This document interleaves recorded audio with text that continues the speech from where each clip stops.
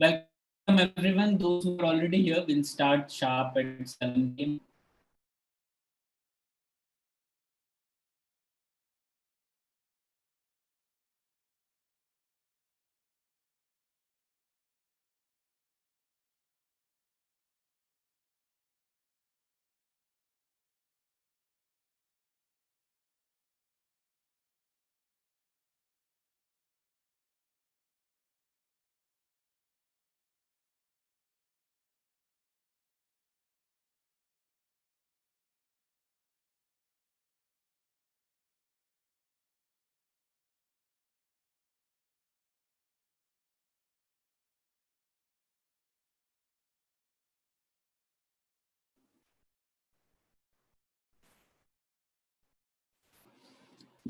Hello everyone.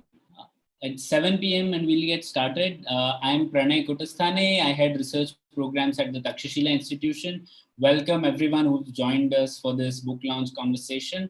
I want to welcome all of you on behalf of Takshashila Institution. I see a few new names here, so really a brief introduction about Takshashila. Takshashila Institution is an independent center for research and education in public policy. We are physically located in Bangalore, but we've been operating around the world since 2010 over the internet. And as an independent, non-partisan policy research think tank, we are engaged in discussing India's engagement with the world, transforming how India is governed, and exploring the intersection of technology, economics, and politics. So coming to today's book launch discussion with, I would say, serial book writer, Dr. Aparna Pande. Dr. Pande is a research fellow and director of Hudson Institute's initiative on the future of India and South Asia. This is a second book on India's foreign policy. Welcome, Aparna. Thank you so much, Pranay. It's a pleasure to be with all of you. Thank you. And joining us are our three discussants, and we have as usual, we have a very diverse group of discussants. We have Smita, Rupa, and Konark.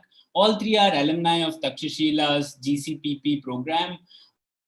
Konark is a lawyer focusing on antitrust matters, and he's also worked at the Competition Commission of India. Smita works as an external consultant at the Indian Institute of Human Settlements, and Rupa is currently Trade Commissioner at the Consul General of Canada in Bangalore, Government of Canada. So welcome to all three of you. Hope to have a lot of interesting questions and discussions as we go along.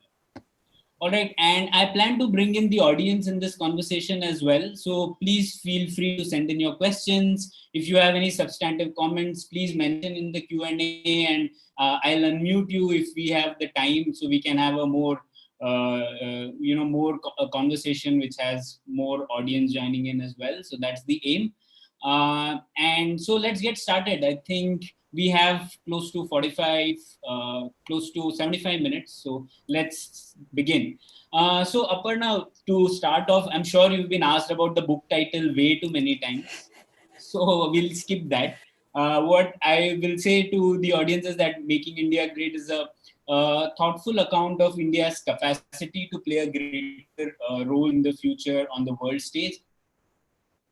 And the book comprises of 5 main chapters, each explaining a source of India's power. So there's a chapter on human capital, military power, foreign policy, civilizational heritage, and economic potential. So these are the themes that we'll touch upon in this discussion. So let me begin with this question, Aparna. Why this book? Your last book dealt with foreign policy and why India's foreign policy is the way it is. And I felt that the scope of this book is broader and it deals with why India itself is the way it is. Would it be right to say so? Why did you pick this project? Thank you, Pranay. And yes, I agree with what you're saying. Actually, there was a reason for it. I mean, I see this book as a natural evolution from my previous book. I wrote the previous book From Chanakya to Modi, basically because I wanted to explain the evolution of India's foreign policy and why India does what it does, and maybe very often does not do things that, we would like it to do, others would like it to do. So explain India's foreign policy. This book was written primarily because while researching for the previous book, there were many people, not just in India, but people around the world who have for quite a long time been wondering why India is not yet the global player. I mean, if you read books for the last 10, 15 years, you have, right? India emerging power, India, global power. Why is India not a great power, or a global power? And so I wanted to make the argument, okay, so, I mean, Indians do believe we deserve to be on the global table. I mean, doesn't matter which side of the spectrum we come on. We do believe that India has potential. So why is that we've not achieved it? And I realized that would require a slightly bigger, broader take than just foreign policy, because it's not just foreign policy which makes you great. It's not just desire which makes you great. There are certain other, components of being a global power or a great power. And that's why, that's why I wrote this book. Great. Yeah, there are a lot of themes in this book which fall outside the conventional domain of foreign policy, right? So there are a lot of things related to public policy, related to law, economics, human capital. So that was interesting, and I'm sure we'll have a lot of questions related to that. I'll start with one question on the first chapter, which relates to how the past affects the present, and then I'll hand it over to our discussant. So my question was, the book talks a lot about how Indians view India, right? And for example, you say that for Indians, India's greatness is a given, and the only question is when and how it will manifest on the world stage. So I wanted to ask you a question that, since you're based in the US, what's your unvarnished take on how the US perceives India over the last few years and now? Well, I'd say by and large, there has been, a consistent view in the US for, I would say, decades, that India is a country which will sooner or later rise to its potential. That India, is the regional hegemon or the main country in South Asia, and that will play a role. That but that desire and that hope for India goes through, I'd say, it goes sort of the expectations, and then there's a slight bust in the expectation rise, and then there's a bust, because there's belief that we will do things, and then when we don't do things, the expectations, aren't fulfilled. So I would say since 2013, 2014, there was expectation that India would finally this time around undertake its economic reforms, build its military, and actually, achieve some part of its potential. Some of that expectation is still there, but there are concerns that India is not focusing on what is important. India is not focusing on what will make India even a regional player or an Asian power, whether it's projecting power in its own region, whether it is economic reform so as to bring in more investment, whether it is military modernization and investment in military, and an excess and a move away from what are things that actually sort of, let's say, define India in the world, which is its democracy and pluralism and its stable society. So, sort of, it's still the expectations and hopes still outweigh the concerns. But I guess Americans still wait. It's like, we are waiting for India to, in many ways, fulfill its potential and actually do what many Indians would like it to do. Forget about the rest of the world. Right. I think there's a related question and an obvious one. I think we should take it right away. How is the new administration going to look at India? What do you think? So I would say, I mean, we still don't have a final verdict, but let's say former Vice President Biden wins the elections in the next week or so. I actually don't think there will be that much of a difference between, the sort of, the Trump administration and the Biden administration when it comes to India. And reason is India still has bipartisan consensus. The few countries in the world which has bipartisan consensus. Four presidents and their administrations since 2000 have actually, sort of pushed for a strategic relationship with India. Clinton, Bush, Obama, and Trump. There are three primary areas where India, US have good relations. Strategic, I include the military dimension here. There's the economic dimension and the people to people. The Democrats have championed all three. second part, the rise of China and the peer competition with China means that India becomes even more important, right?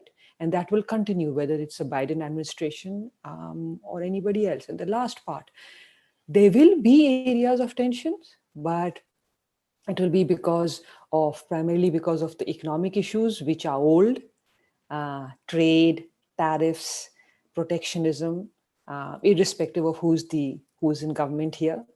And sort of, I don't see as of now any mini trade deal or major trade deal unless those issues are resolved. The immigration issue will get slightly better for those who are concerned, mainly because Vice President Biden said that he will not push through with the executive orders against the work visas, and he will, or the green cards and things like that. But long-term immigration will be an issue, as with other parts of the world. The third thing is that, yes, there will be more focus on issues of democracy and pluralism and human rights, because Democrats have always championed them. But I believe that, if you're a friend, you will tell a friend where you disagree.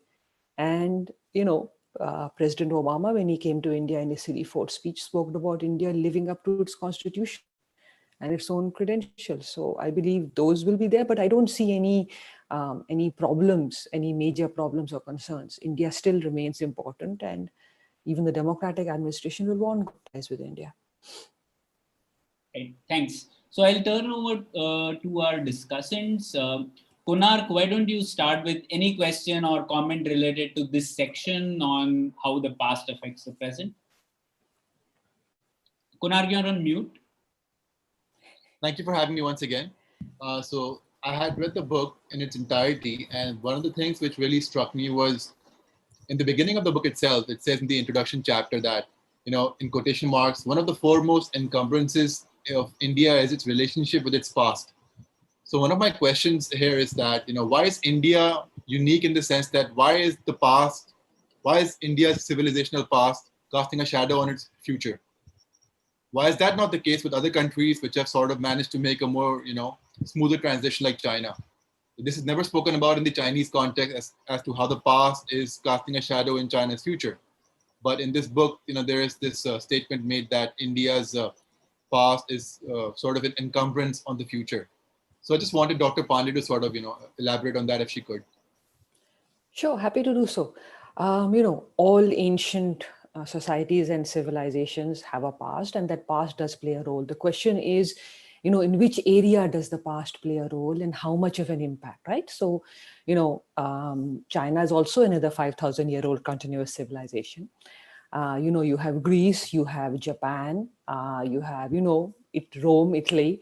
You have many other countries which have old civilizations, maybe not as old as India and China, but many of them are very old.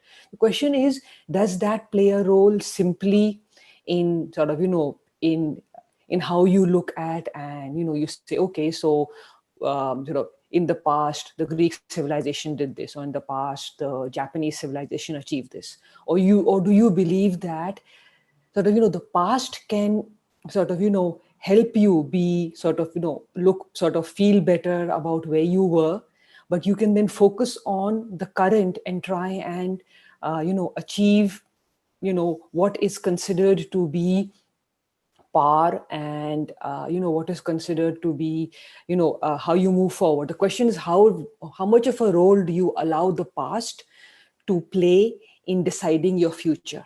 The reason I emphasize the past is that it's not that, it's not that we will stop being Indian. Sort of, each and everything we do on a daily basis ends up being something which we have learned from the past. But are we allowing it to frame our present and future?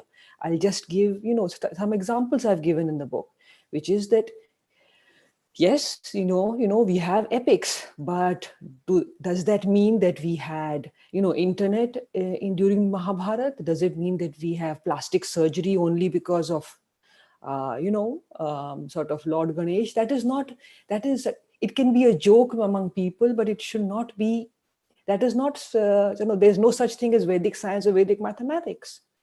So the question is, similarly, can any of you on this panel or any of the audience imagine Silicon Valley shutting down because a Hollywood film depicted something? No, right?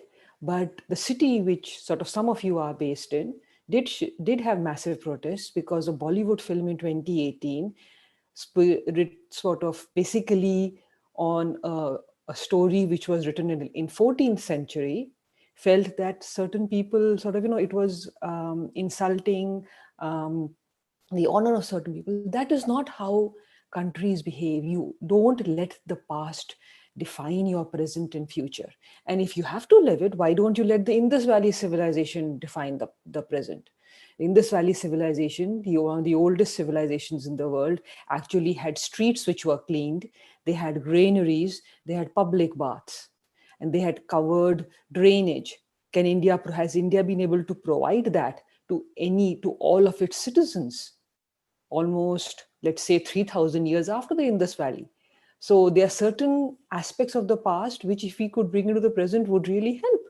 But sort of very often what we hang on to from the past is the notion that each and everything which we achieved in the past is all that is required today is a problem.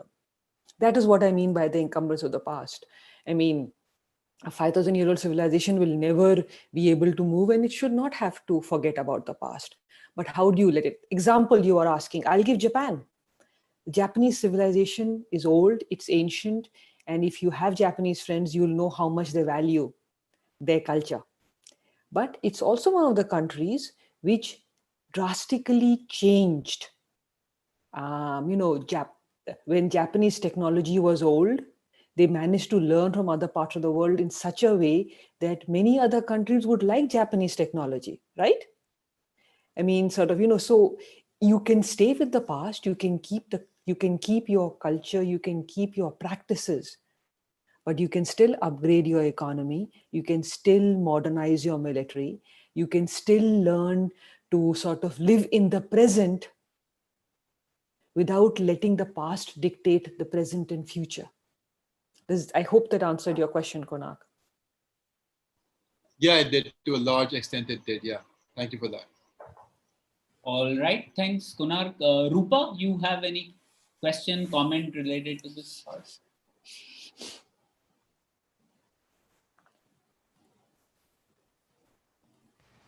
Thank you, Pranay. Yes, I was trying to unmute. Yeah, thank you for having me here. And I'm very pleased that I had a chance to read Dr. Pande's book. And then I'm pretty intrigued by the issues that she has covered in terms of from the smallest to the most significant one. So I must admit that I was very happy to even identify those smaller issues, which probably goes unnoticed, that she has picked it up in this book. So one of the things that I would want to definitely discuss here is in your introduction, you have mentioned, there a statement that 95% of Indian computer engineers are not really fit to, take up software development. It is appalling given that India is aiming to position itself as the hub for software development products. So in your opinion, Dr. Pande, what policy changes do you think in education would help create an ecosystem for improving the software development skills and teaching of such skills? Because I see that both teaching as well as learning will be impacted by this. Thanks, Rupa. Yes, I mean, it is sort of, it's one of the many statistics about education, and it's interesting mainly because, unlike many other countries, India actually focused on tertiary level education, right? It's our universities, our engineering institutes, our medical institutes, which we focus on rather than primary school education in the initial decades. I mean, I'd say there are three reasons. One, universities need to need investment in research and development. They need R&D, so that they're not just it's not just a diploma mill. You're not just handing out a certificate when somebody walks out. You're actually training those people. So what has ended up happening is that majority of them are just trying to get people out in numbers. It's quantity versus quality. And what India needs to do is emphasize on, we have an advantage of quantity, but it's quality we need to emphasize on, because very large numbers of engineers or doctors or university students sort of does not help, because in the end of the day, do you have enough jobs to provide them, whether within India or outside? If you don't, then the sad part is that they will apply for jobs which are way below their qualifications. And I'm sure all of you have seen the stories about, any government job, whether it is, sort of the lowest level or any other, and people are applying for every job, even though they have PhDs or they have MBAs. So that's the first part. It should be it should be quality, it should be research and development. You have to be a center of excellence, not just a diploma mill. Second is maybe sort of, a deep breath and thinking through that, do we need that many engineers and doctors if we don't have the jobs for them? Maybe the thing is, sort of some form of vocational training or skill, so that you get that many people, you give people jobs, but don't train so many in a field which you are not able to actually provide them jobs with. And third, would be the problem of, I would say, that at some level there is this, because sort of, we don't have that, because our job system is such that people value professional degrees rather than I would say social science. I'm a social scientist. When I did history in my undergrad, and I did political science in my PhD. For a long time, many members of my family would ask me, why don't you want to become a doctor or an engineer? That will get you a job. I said, but I am not interested in medicine or engineering. They're great fields, but the question is, you should enter the field where you want to go into. And I would say that sort of, maybe some part of it is allowing people to go into other areas, and not just focusing on, on saying we need more engineers. So I don't know if it fully answered your question. Part of the 95% unable to sort of don't qualify is because you are bringing out you're sort of producing too many engineers, who are just given diplomas, and after 4 years they exit. You don't have most sort of, at the end of the day, the quality of the engineer depends, or a doctor or a social scientist depends on the quality of the teachers or the professors. And it's not just India, but many countries around the world. Teaching is a very valued profession. I have tremendous respect for all my teachers who taught me in school and all my professors. But it's not a paying profession as yet in most areas. So you'll only have good engineers if you have good professors in those institutes. For that, you have to pay them, and you have to give them the resources, all of which means R&D. You need to invest in giving them the resources in those, not just in the IITs, but give them in the RECs, give them in every institute, so that they have the resources and they have the training, so that they can teach the next generation of engineers that comes out. If you don't invest in teaching, you will not get good engineers. If you don't invest in teaching, you will not get good doctors, or the good ones will leave and you'll be left with the 95%. The 5% will leave. So I would say it's a combination of factors. I don't think there's any one quick fix. I think it requires a deeper overhaul of the Indian education system. And for that, at some level, maybe it requires greater rethink than simply, language policies. That's not the argument. It's R&D. The amount of money you invest in education, in human capital, always pays, but it requires more investment than India and the Indian government, state or central, have been willing to do for a long period of time. I hope my convoluted answer sort of, answer your question to some extent. Thank you, Dr. Pandey. In fact, now I can empathize with my fellow coders when I was with the IT industry as to why they would struggle with coding because of the kind of teaching they received. So it all stems from there. So teaching is more important, and I completely agree with you on that. So that's where we need to invest. Thank you for that. Yeah. You're welcome. All right. Thank you. So, Smita, I'll come to you for the second round of questions, because sort of we are at 7:23. So I'm moving to the second section, which sort of talks about human capital and economic potential, and things things that India needs to do domestically to become a more influential power in the world, right? So that is what the section deals with, and it takes account of India's economic policies and India's attempts at building human capital as well. So I have a slightly different question on that. So my question is, since we are talking about limited resources and we know that resources will be in a crunch for some time, what are the few things and areas in India's foreign policy that you wouldn't want India to focus on in order to just free up resources for the most important goals? So, I mean, in the sense that you are referring to sort of, I mean, are you referring to the MEA's budget, or what are we referring to here? I mean, in terms of everything, right? So we say that the number of diplomats is limited, right? We say the resources are limited, but we still have goals like we want to be a part of UNSC, we want to build connectivity projects in all our neighborhood. Like, how does this happen, right? There has to be some trade-off. So what would you trade off for the most important goals? So what I would say is, I don't believe that, let me put it this way. I don't think that the reason we have fewer diplomats is because we have less resources. I think at the end of the day, India's problems come from lack of planning or strategic planning. I believe that, the reason we have fewer diplomats is not because the government doesn't have the money to pay them. It's because the government over the decades didn't really believe that there was a value in adding more, sort of recruiting more people into foreign service every year. If you recruit 2 people or 3 people every year, which was the traditional norm, there is no way you're going to have the numbers that even Singapore or Israel have. Forget about Brazil and China. So I think it's not resources, it is strategic intent. But yes, I agree. Now, the second part, I agree with your point that, maybe we need to focus on more limited goals.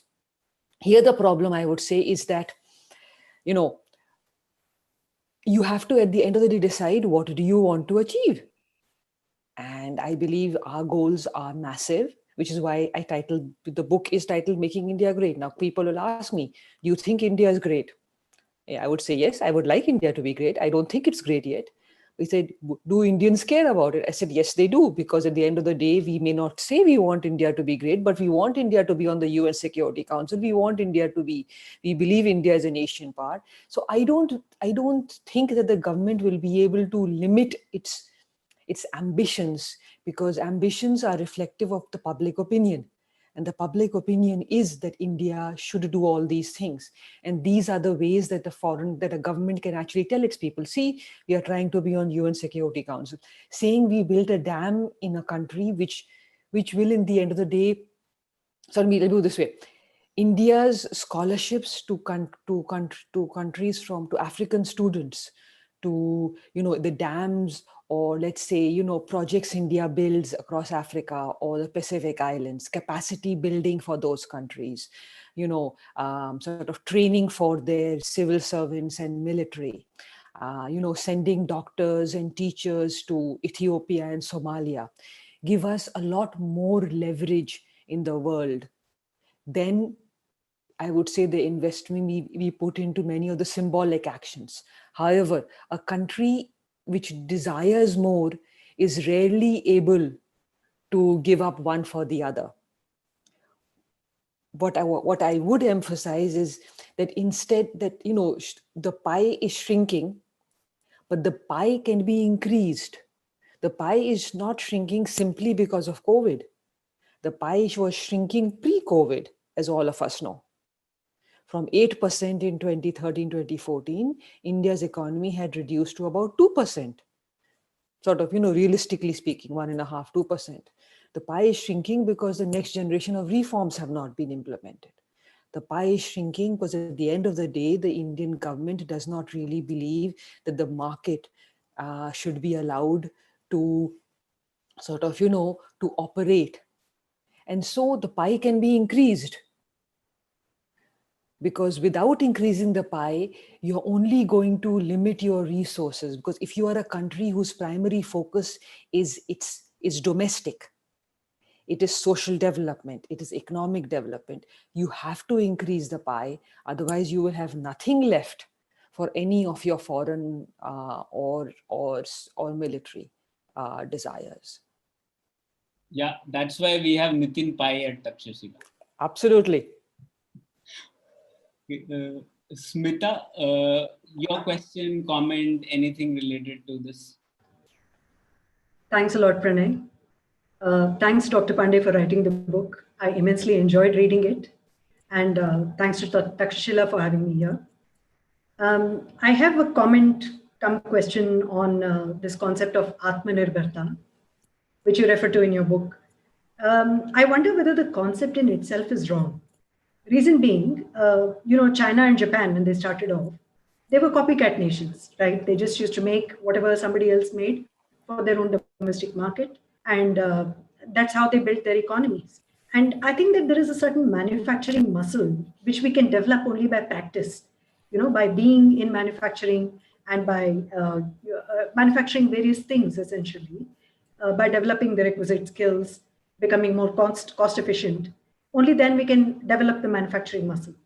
So as long as we don't ourselves employ tariff and non-tariff barriers or subsidies to create artificial trade, and we also insist on fair practices from the other side, I think we should be okay. I also am referring here, to what External Affairs Minister Jaishankar said recently. I don't exactly remember which forum it was, but he said something very interesting. He said, until now, we were only focusing on L1, which is lowest cost in international trade. But hereafter, we should move on to V1, which is highest strategic value. So what is your take on that, Dr. Pande?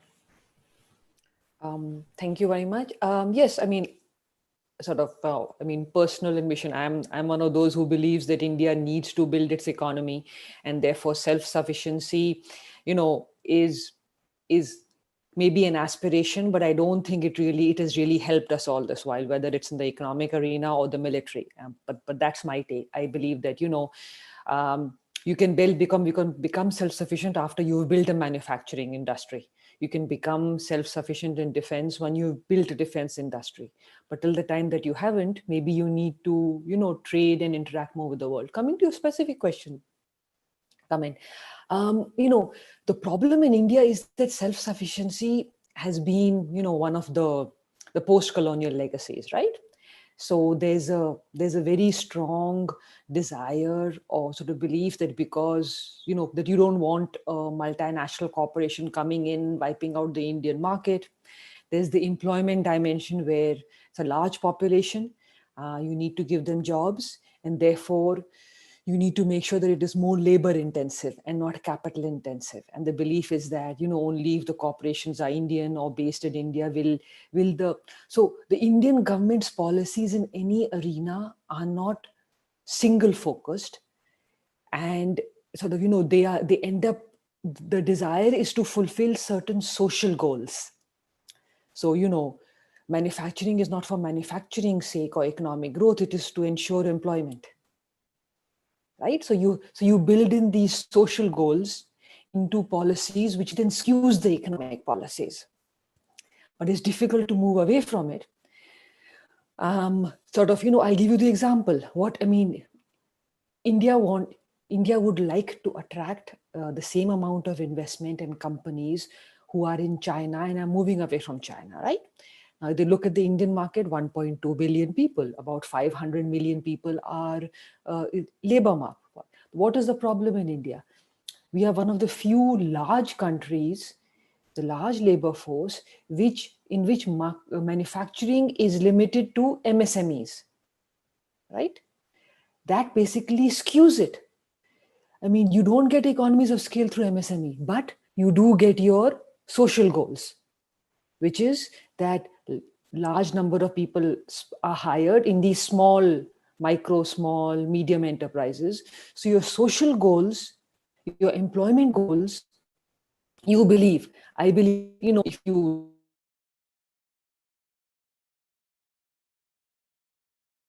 be taken care of, but the Indian government looks at it in a different way. So Atmanirbharta, Make in India, self-sufficiency have a social dimension, which basically skew the manufacturing aspect. And I don't know if the government understands or will finally move away from MSME, because at the end of the day, if you want the companies, the Japanese and American and Taiwanese, some of which have already come to India, to move in large numbers from China, they may go to Vietnam, Philippines. They may not come to India unless you actually give them, less regulation, less taxation, and, allow them to hire and fire people and employ large numbers of people. I hope that answered your question, Smita. Yes, thank you. Okay, Rupa, you have any question, comment related to this section? Well, on the aspect of the global supply chain, since we're talking about trade and all that, so I just want to make a comment here that we have been, as in India, has been talking about realizing its full potential of global supply chains. This is going on ever since India liberalized its capital markets and also some sectors of the economy in 1991. So while I was reading your book on one of the chapters on economic potential, you have aptly stated that the 1991 liberalization reforms were radically incomplete, and I kind of agree with you. So, what do you think the other market liberalization reforms would help India, and more so in the situation that, given the COVID situation right now, which is favoring India to seize the global supply opportunity post COVID to become an alternative supply chain option to China? So what are your thoughts there? Thanks, Rupa. So at the end of the day, let's pretend we are all foreign investors, right? And you're looking at a market. So what are the few things a foreign investor will look at? One, political stability, which India does provide by and large, right? Social stability, yes, there are some rising concerns, but still India is not like many others. So we have those. But then you look at, when you come to the economic, you look at regulatory policy, still have concerns. I mean, India has gone up on the ease of doing business, but the regulatory aspect remains, right? And in that, taxation. I'm sure all of you followed that Vodafone won. But how long has that been going on? And is there any other country which does retroactive taxation?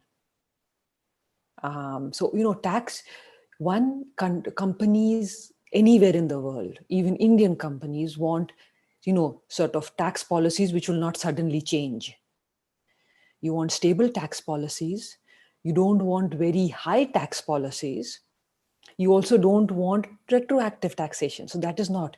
And then it's not just the fact that you have retroactive taxation, is that, it went in the Supreme Court also didn't sided with Vodafone, but the government has decided to keep pushing it.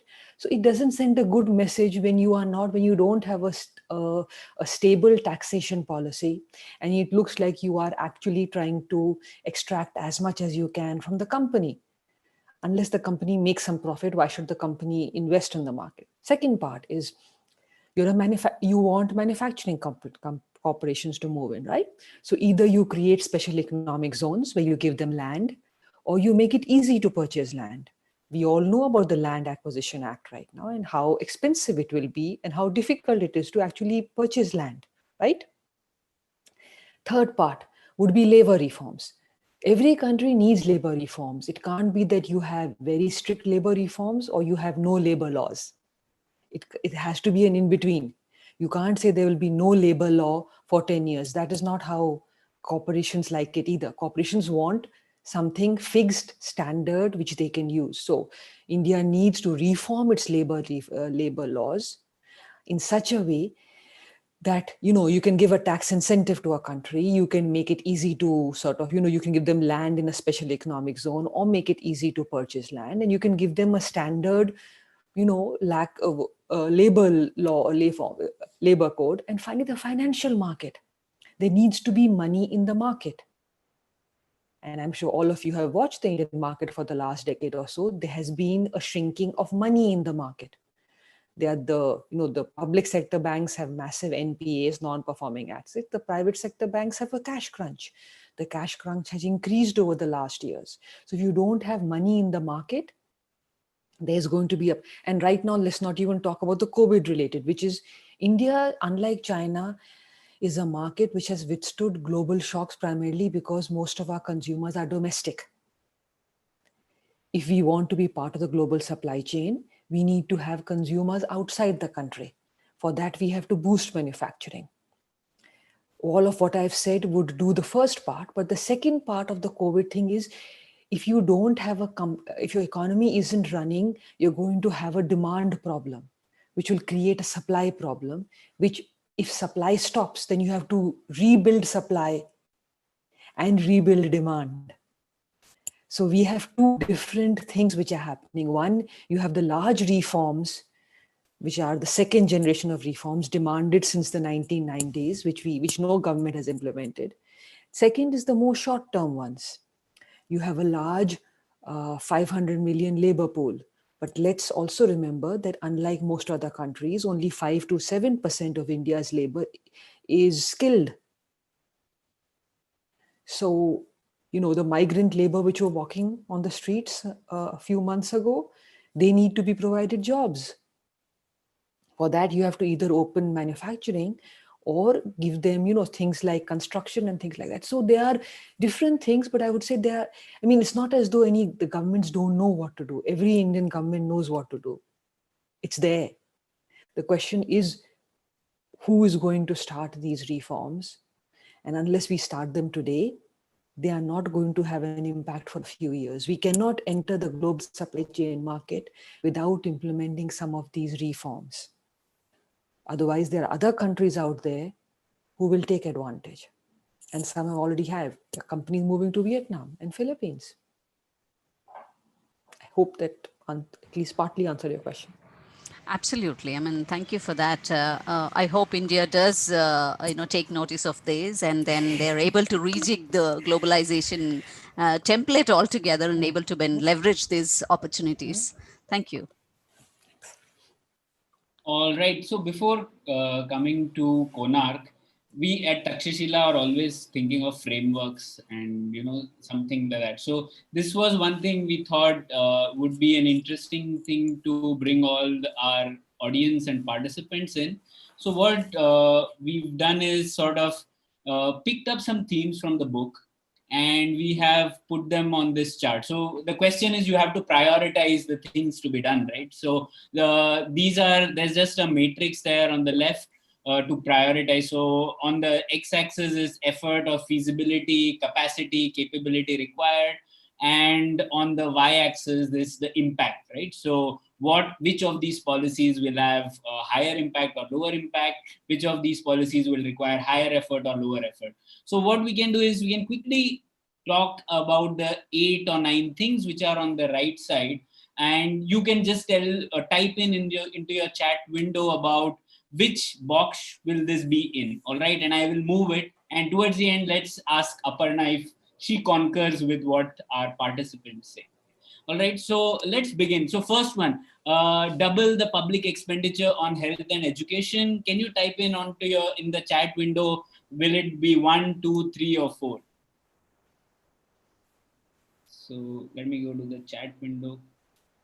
Okay, Samhit says 4. Yeah, quickly, folks, please. So I'm just going to take a majority opinion and move on. Okay, so a lot of people actually think 4. All right, so that's what people are saying. So it is a high effort but low impact for India to become a global power, which is interesting. I didn't think it would lie there. All right, let's move to the next one. Execute economic reforms 2.0 for rapid GDP growth is what a lot of things were being discussed in the previous question. Where do you think this falls?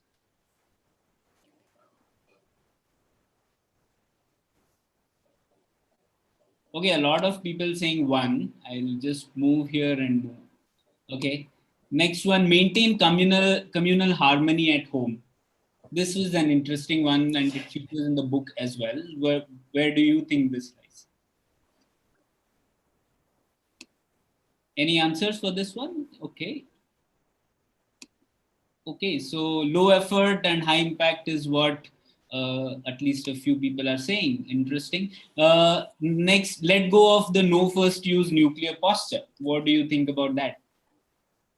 Because a lot of arguments to that effect are being made. So we threw that into the mix.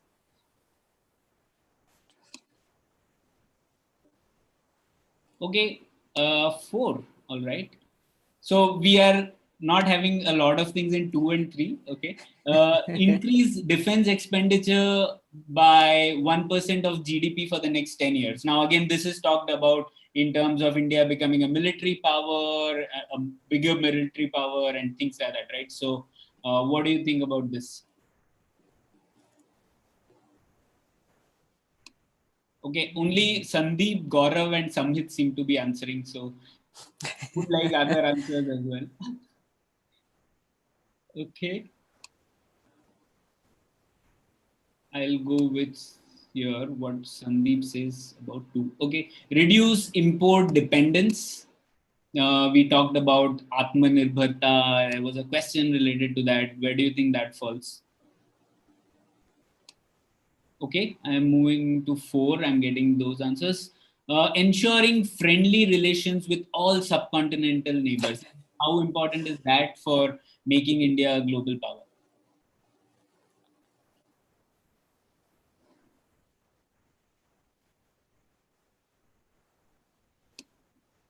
Okay. Gaurav says 1. Okay, let me put this in 1. It's an interesting one. And finally, organize armed forces into integrated theater commands and generally about military modernization and things like that, reforms in the military. So, what do you think of that? Okay. Many people seem to say 2. All right. Okay. Interesting. Thank you. So basically, none of these things are what you think are low effort and low impact. That's interesting. And a lot of things on 1, 4, some things which are comparatively high effort and high impact. So maybe priority wise, it would be this way: 1, 2, 3, 4, right? So Aparna, what do you think about this assessment of? Where would you rate them? So execute economic reforms 2.0 for rapid GDP growth. I would say, that is, I mean, I agree it's low effort and it's going to be high impact. That I'm fine with. Maintain communal harmony, execute low effort, high impact, yes. Ensure friendly relations, I guess, the only thing I would say is at some level, all the neighbors are different. So won't necessarily, with some of them, it'll be low effort. With some, it'll require a lot, mainly because we're not the only sort of game in town, right? We have China there as well. So if China is offering a lot more money and assistance and military aid even, it ends up being a little more than lower effort. So it may be, so we may need, so I may put that into, high effort and high impact, not necessarily into low effort, high impact. Increase defense expenditure by 1% of GDP for the next 10 years. High effort. I mean, I would actually put that in low effort, high impact, because 1% is nothing. According to me, sort of right now we are at 1.6%. Making 2.6% is good, but I think we need 3 to 4% of GDP for the next 10 years. One of the things I agree with Nitin is that India's economic policy, India's foreign policy is all dependent on India's economic growth growing at 8 to 10%. Without that, we can't do anything. But if we grow 8 to 10%, we need a higher military expenditure. Organize armed forces into integrated theater commands. I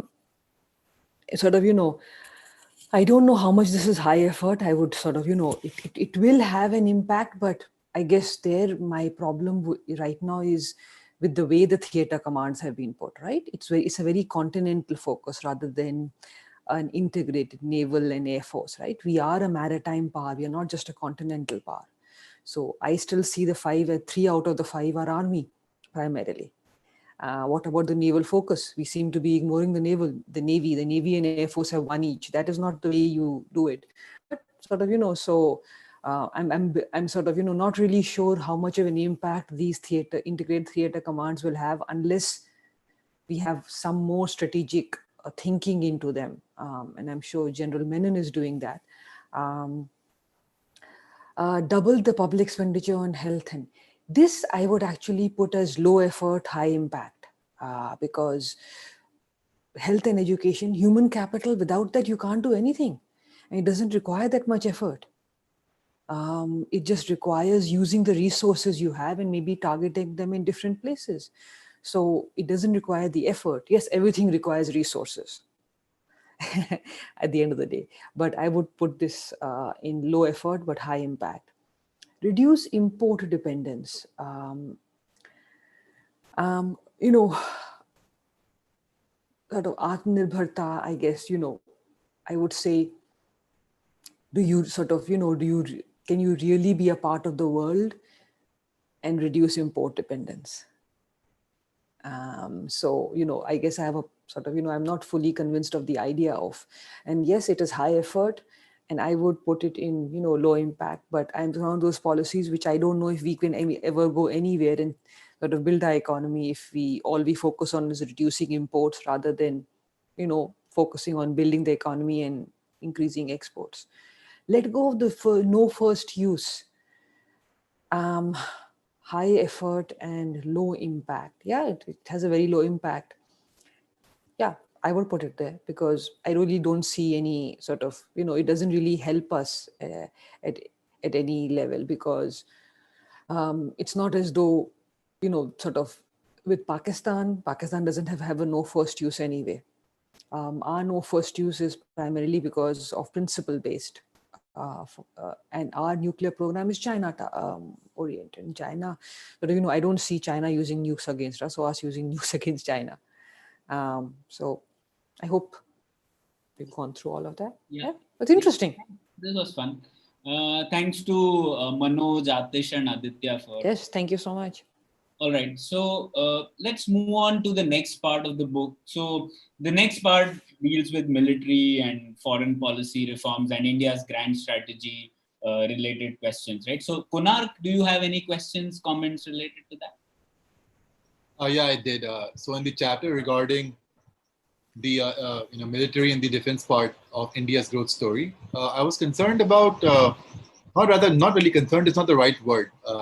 I think it's been pointed out in repeated committees of the government, starting with the Balwant Rai Mehta committee, which Dr. Pande had pointed out in the book. How it's been repeatedly recommended how there should be some more closer collaboration between the civilian administration as well as the people actually serving in the forces. However, it does not seem to have been taken on board for whatever reasons best known to the government. This has not really been adopted wholesale. So my query here was, why do you think that is the case? Could this be because of what's stated in the book, that the civilian government at the beginning of independence sought to sort of, make sure that there was civilian supremacy over the armed forces? So would the adoption of the Balwant Rai Mehta committee recommendations probably mean that we're giving a larger role to the military and therefore this can possibly, lead to a military coup down the line? I mean, I'm just, thinking out loud over here. What could be the possible reason for not adopting the recommendations? Thanks, Kunal. Great question. I mean, I think it's, in the initial years after independence, that was a concern, right? And we must remember the context. At that time, Pakistan was united and there were coups in Pakistan, right? And Pakistan had a military dictator for a long period of time. And there were many, in Latin America and Africa, across the world, where you had military dictatorships. So there were concerns. India is one of the few post-colonial countries which has not gone through coups and military dictatorships. We must not forget that. It has remained a democracy, which is rare. And so there were concerns that, especially after 200 years of colonial rule and the military police state that was set up, and a large Indian military or British Indian army, which we inherited, that there was that possibility. So the initial years were that. Second part of it was tied into the post-colonial is you have to look at how did India and India's, founding fathers and mothers look at India's role, right? So they didn't believe we had enemies or threats. They believed that if India did not threaten any other country, whether it was Pakistan or China, they would not threaten India. India had stayed out of the Cold War blocks, the military alliances, so that we would not be involved in any conflict. So military or defense was never given a priority. It was primarily to keep India, it was defensive, keep India safe, but there was no need for a military more than what was required to retain territorial integrity and sovereignty. So all that was the only part of defense which the government cared about was defending the country, not the broader way that we look at defense and military today, right? So that was the second part of it. The second thing was, if you keep somebody out of decision making, then they become silos, as they call it, right? So the civilians, if you keep the military out, then the military stays out, right? So over the decades, what has ended happening is that the military has its own silo, the civilians have their own. And there's very little conversation between the two, because now the military does things, and like the Navy has started to bring out from 2002, bring out these reports and talk about what it should do, but it is not integrated within the system. So you created different silos, and that's how they grew. The third part and final part is, and this I've said often in this talk, at the end of the day, you need to decide where you are going and what you want to do. And for this, I will sort of, I love to use the quote I used in the book from Alice in Wonderland. When Alice meets the cat, and Alice asks, where do I go? Where do you want to go? Says, it depends. I don't know. If you don't know, it doesn't matter which door you take. In the military or the defense broader dimension, India has never indulged in strategic planning. That, okay, so maybe today we don't have rivals and threats, but 10 years from now, when Pakistan grows or China grows or the world changes, maybe we need a bigger military. For that, we need to start planning now. And military and defense isn't just salaries and pensions. It is technology. It is equipment. It is training, right? It is, it is worrying about the future to 2 decades from now. So because the military has been kept out, this conversation has never taken. This conversation cannot be just by the military. It has to be undertaken by civilians, both politicians as well as experts. And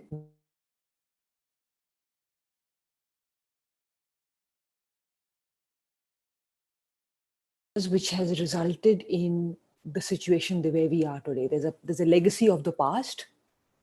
There's a legacy of what you haven't done in the last 7 decades. And there is, a lack of strategic planning or strategic intent. 20 years from now, what will the world be like? So I think combination of these has resulted in where we are today. And, for that to change, we would have to start doing something now for something to change in 10 years, right? I hope that answered your question, Konak. Dr. Pande, my question. Yeah, thank you. Thanks, Konak. Smita, over to you. Thanks, Pranay. I'd like to ask Dr. Pande one question about the institutions in India. For us to achieve all of these, no matter in which field the institutions are, they need to function well. So where do you think we're going wrong? Do you think our institutions are incorrectly designed? Why don't they deliver? Do you think our policies are coming in the way?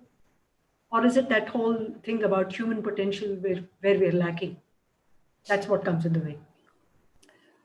Smita, so just to follow up, you are asking broader in the sense of democratic institutions. Are you asking any specific ones in the military or economic or other arena? Basically, especially if we talk about the Human Development Index, right? The way India is lacking. Yeah. Okay. Sure. So human capital, I would say, there's a sort of, we haven't really invested in the institutions. And here I would say, whether it's education, yes, we've already discussed the problems at the tertiary level of universities and engineering institutes and medical, but let's go down. At the end of the day, human capital is built by investing in primary education. Kids need to be able to read and write. And the same question that Rupa had asked me about university, you can apply to primary school, right? The primary school education data and the ACER surveys which come out basically shows that most students who leave primary school cannot read and write. So, we have not really invested in primary schools. We have not really given the funding which is required. Yes, there are some very good private schools and some very good public schools, but that one exception doesn't create the norm. So it's lack of resources, both for the school infrastructure, but for training teachers. Teachers are critical at that age as well, in primary schools as well. So training in teachers, investing in those primary schools, and in sort of that is the first part. I would say education, we have not. Healthcare. At the end of the day, when you have a large population, it shouldn't be curative, it should be preventive, right? So ensure that people are healthy, which requires, sort of basic, I would say water, sanitation, and sort of, yes, we have a public health system, but we should be able to prevent the diseases rather than having to, because it'll be too expensive if you have to cure everybody who falls ill, as we are seeing with COVID right now. So sort of the healthcare infrastructure, basic primary healthcare infrastructure is lacking.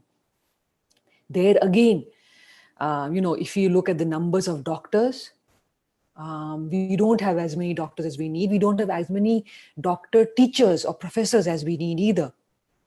So it's not just a number of medical institutes, it's how many doctors are they producing? Are the good ones leaving the country? And who is left? And how do you have enough teachers? We don't have enough teaching doctors, and we don't have enough doctors for India either, especially in rural and semi-urban areas where it doesn't pay to be a doctor, and where it's basic, just general medicine, right? That's the second part. Third is, I mentioned, water, sanitation, just basic infrastructure. Whether it is sort of yes, a large number of Indians live in rural areas, but India is urbanizing. India is urbanizing fast. Almost 40% of Indians live in urban areas. All of us, you live in urban areas. I grew up in Delhi all my life. That is not sort of the infrastructure was maybe 2 or 3 decades old. You plan for 10 years from now, not the population you have today, but the population you will have 10 years from now. That is how you build metro, and so we have not invested in our cities either, or our semi-urban areas. Forget about the rural areas. So we have the infrastructure problem. And then it comes to, providing electricity. Yes, better than some years ago, but still not being able to provide it. Water, sanitation. And here I would even add something like, empowerment. If half of India's population is still not part of the workforce, if there are fewer women in the workforce today than there were in the 1990s, percentage-wise, there is a problem, because even unless you bring women into the labor force in larger numbers, there is no way that India can achieve any of its human capital or its economic goals. I hope that answers. Institutions and people, we've just underinvested, not because of, I would say, any ideological, it's just sort of, lack of investment, because lack of lack of strategic policies, and planning 5, 10, 15, 20 years out. For a civilization which is 5,000 years, we really don't know how to plan for the future. Okay, there's a related question by Samhit. So he asks, do you believe that state-led education can actually change things just because of additional expenditure? I'm sort of here, I'm not saying whether the money should come from the government or not. It's not a question of more public schools. It's not a question of more private schools. It's a question of investing in education. I'm fine with public-private partnership. I'm fine with corporations using their CSR. I'm fine with corporations or individuals setting building schools. The question isn't who gives the fund. The government of India will never have that many funds, or the government of Karnataka, or Telangana, because government resources will be limited in a country like India for years to come. The question is, you need resources. They can come from various arenas. It's not as though, we have examples of universities which have been set up by corporations. I mean, you have the Azim Premji University in Bangalore. You have, so it's a question of allocation of resources, whether it is from the public sector or whether it is from the private sector. But at the end of the day, education, healthcare, infrastructure are critical. The sort of where the resources come from, we can have a longer conversation. Hope that answers Samit's question. Yeah, thank you. So returning to this theme of military grand strategy part. So there is there is a debate, endless debate about whether India has a strategic culture or not, right? Like from George Stanham's essay and during that. So what, according to you, are certain elements of India's strategic culture, if any? So I would say a few things. I'd say, there are these, what I call strands, which have in some ways framed India's foreign policy. I would say, there's a legacy of the British era, right? I mean, the semi-imperialist legacy, and it holds primarily with sort of respect to how India views its neighborhood. So for India, South Asia will always remain the most important region. Or the Indian subcontinent, as we prefer to call it. It can be a backyard, front yard, whatever you call it. But India believes that Delhi knows best and that it needs to keep this region, on India's side.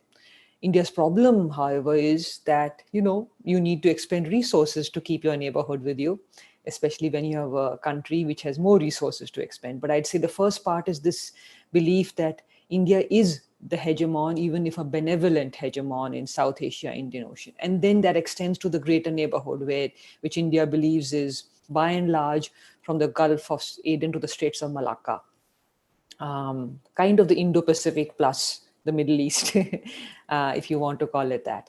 And, so sort of India believes that that is India's area of, sort of projecting power, though we haven't really projected power. We prefer to use the economic. And so that's the first part of the imperialist legacy. Second strand, I would say, is, there's a very strong moralist or, idealist dimension to India's foreign policy. I call it messianic liberalism, right? At every speech which an Indian prime minister or president or Indian leader will give, we'll talk about global peace, justice, prosperity, India being an example, India being unique, India playing a role on the global stage, the world looking at India, even the idea of India being a greater global power. We believe we deserve to be on the global stage. There's that very strong moralistic dimension. And yet we also have a realist view, right? Whether it's economic self-sufficiency, it's military self-sufficiency, or the belief, or not joining any alliances, the belief that at the end of the day, we have to depend on ourselves. So we are very, for people who follow IR, we are very Hobbesian in our view of the world. That nobody will come to our aid, we have to defend ourselves. So we have a very realist dimension as well. And finally, we are semi-isolationist. We want it to be a global or a great power. We want the world to recognize us, but we really don't like playing a role beyond our region. We are reluctant to be pulled out. We are a reluctant global power. We are reluctant to project power. We would like the world to accept power without having to exert it. Because at the end of the day, what is power? Power is my ability to convince Pranay to do something without my forcing him to do it. That is when I am a great power. If I have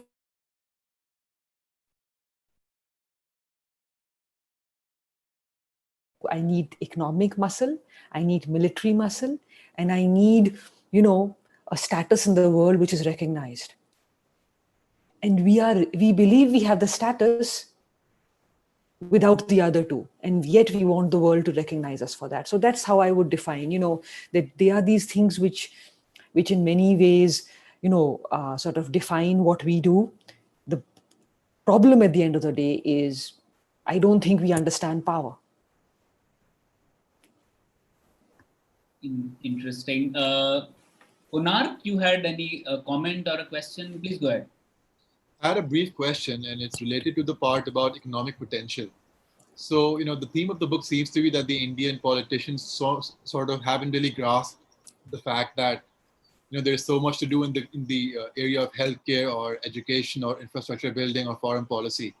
One party you spoke about in the beginning of the book was the Swatantra Party in the 50s and the 60s, and you said they're a party which didn't, sort of advocated a market economy and didn't embrace religious, religious nationalism or whatever.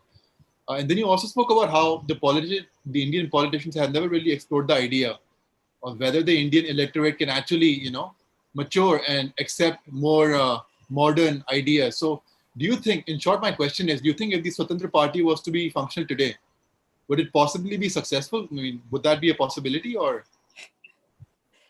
Thanks, Kunal, for the question. I guess, hypotheticals we will never know, right? The what ifs will always remain of history.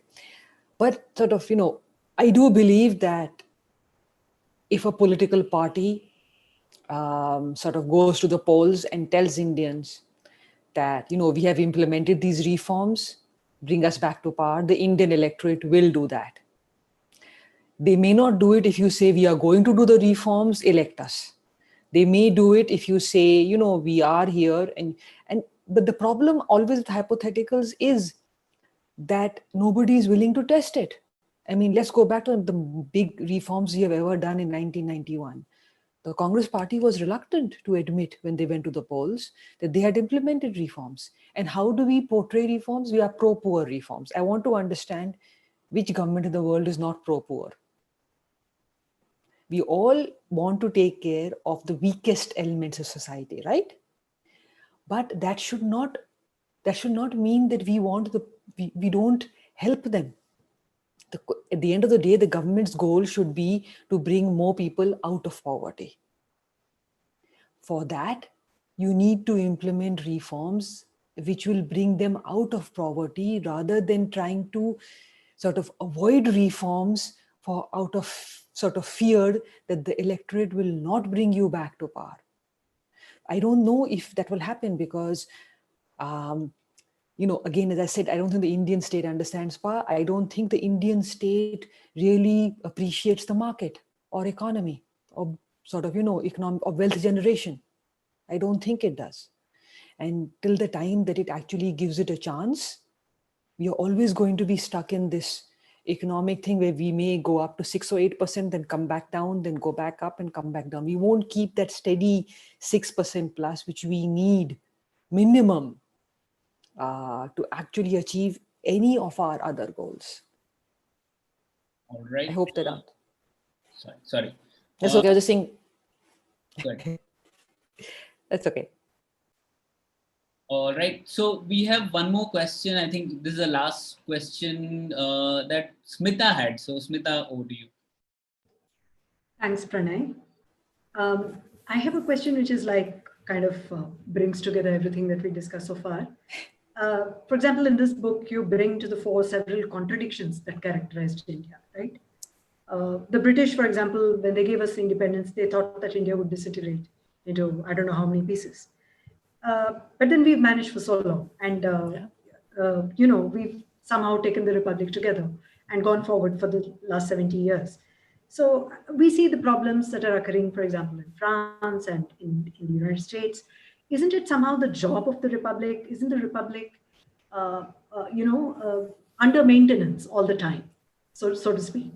So isn't it somehow a work in progress, so to say? And aren't these contradictions something that we have to take together and progress on our path to economic development and whatever else that we hope to achieve?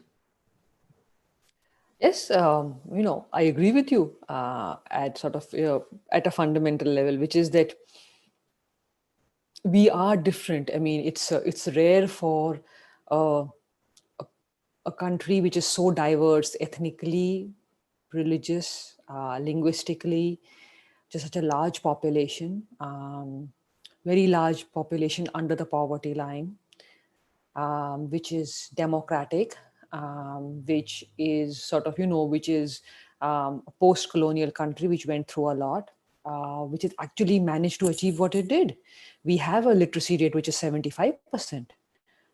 Even if it's sort of, we managed to grow at 6 to 8% for a period of time. We have a large military. We managed to defend our borders, despite the neighborhood that we live in. We have soft power, which is global. Most countries in the world, with a few exceptions, actually, majority would like India to play a bigger role. We don't have the problems and challenges which many other democracies and many other countries do. So there's a lot we have achieved. But sort of, again, the Indian will come out in me and say, yes, we've achieved a lot, but why haven't we become the great power then? Why haven't we become the regional power then? Why haven't we become the Asian power then? We must not forget that, we were growing faster than China in the 1950s, right? We were more urbanized in China in the 1950s. A larger part of our population can speak English. So there's a lot that is going for us. And yet we haven't been able to achieve some of the basic goals and some of the larger aspirational ones. There's a lot we have, but somewhere along the line, we have sort of, we have become a little complacent. And I guess, the public intellectual in me wants to prod the country and the people and say, don't become so complacent and believe that because it's not inevitable that you will become an Asian power or a globe. You have to work for it. So keep working at it rather than sitting on the past laurels. Thank you. I think that warning is a great point to end this conversation. So thank you so much, Aparna, and to all our discussants and all our participants for being a part of this conversation. I recommend everyone to buy the book, actually buy both the books, which Aparna has written on India's foreign policy and this one, larger thing about India's policy and why we are the way we are. So I really enjoyed this conversation. Thank you all for joining in. With that, I will end this. Thank you. Thank you so much. It was a pleasure to be here. And thank you, Pranay, Takshashila, Konak, Rupa, and Smita. Thank you so much. Thank you very much. Dr. Pande, thank you. Thank you.